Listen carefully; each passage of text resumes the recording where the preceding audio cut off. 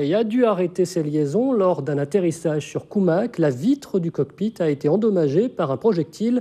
Selon le pilote, cela proviendrait d'une arme à feu. Une enquête est en cours. Sylvie Méhoun, Claude Lindor et Philippe Huneau.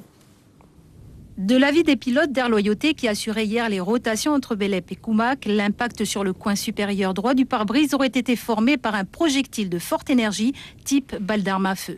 L'incident s'est produit vers 11h20 lors de la phase d'atterrissage sur la piste de Koumak.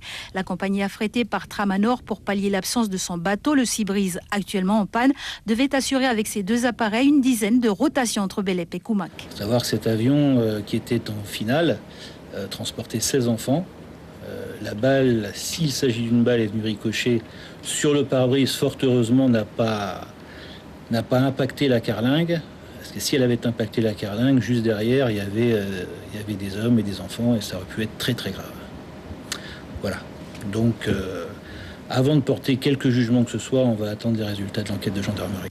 Air Loyauté en cellule de crise depuis hier a envoyé sur Koumak une équipe de mécaniciens pour vérifier si l'appareil endommagé peut rejoindre Nouméa. Sollicité, le constructeur basé au Canada a donné son aval. L'avion devrait revenir demain à Magenta mais restera cloué au sol plusieurs jours. Une perte d'exploitation pour la petite compagnie estimée à 8 millions de francs.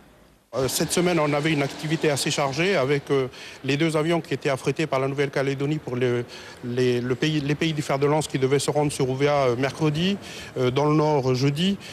Donc c'est une exploitation qui est totalement remise en cause pour cette semaine. On a dû annuler le vol de Tiga ce matin et le temps de commander un nouveau pare-brise, de le remonter, etc. On en a au moins pour la fin de la semaine. Dès ce matin, Air Loyauté a passé la commande des pièces de rechange au Canada.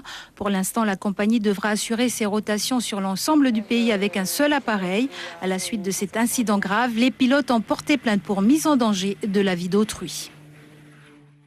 Quand une rencontre sportive se transforme en fait divers, une bagarre a éclaté samedi soir dans le championnat de handball entre Rivière-Salée et l'Olympique. Les faits se sont déroulés à 2 minutes de la fin de la rencontre pour une histoire d'insulte. Bilan 2 blessés graves, 2 joueurs de l'Olympique dont l'un